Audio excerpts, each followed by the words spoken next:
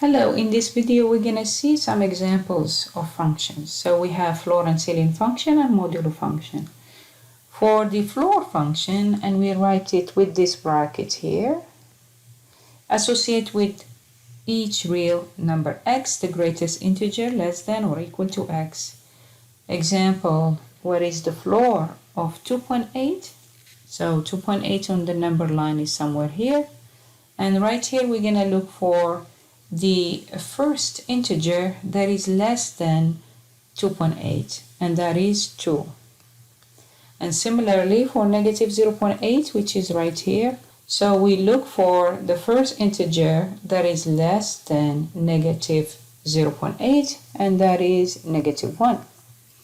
For the ceiling function, we look for x with this bracket like this. Ceiling, that means instead of looking for the integer, the first integer that is less than the number, we're going to look for the first integer that is greater than that number. For example, 2.8 is here. We're going to look for the first integer that is greater than 2.8, which is 3.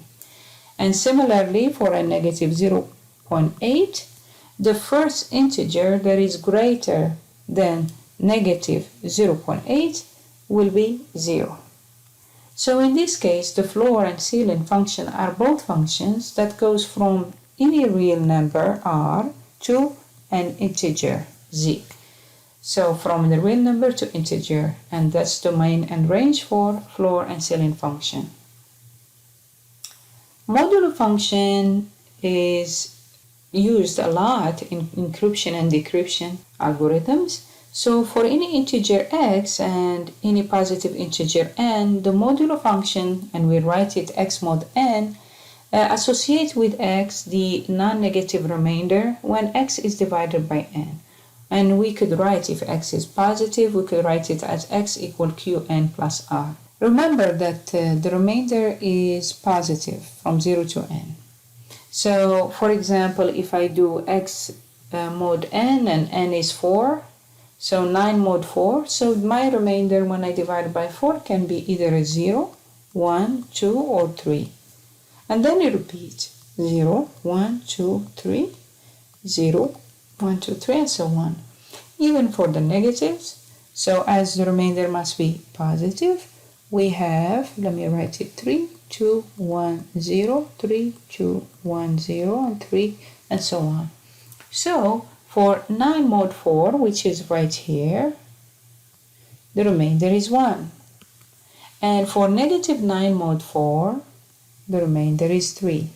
Because here we need the remainder to be positive number, as we use positive numbers when we encrypt and decrypt certain sentences. 0 mod 7, the answer is just 0, because when I divide 0 by 7, my remainder is 0 and answer is 0 as well.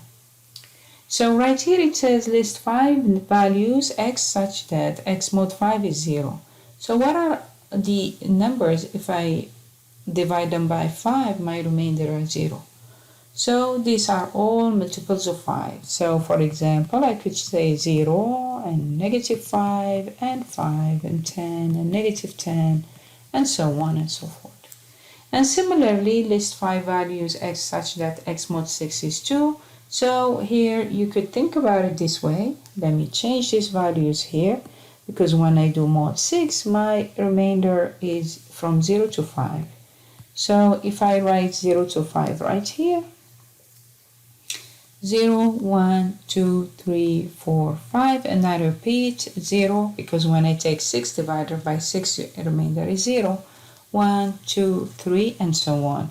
So I repeat the same thing here. And similarly, what are the values for x? So when I do mod 6, I get 2. So it's 8 and 2, because 2 divided by 6 is 0, remainder is 2, and 8 divided by 6 is 1, and remainder is 2.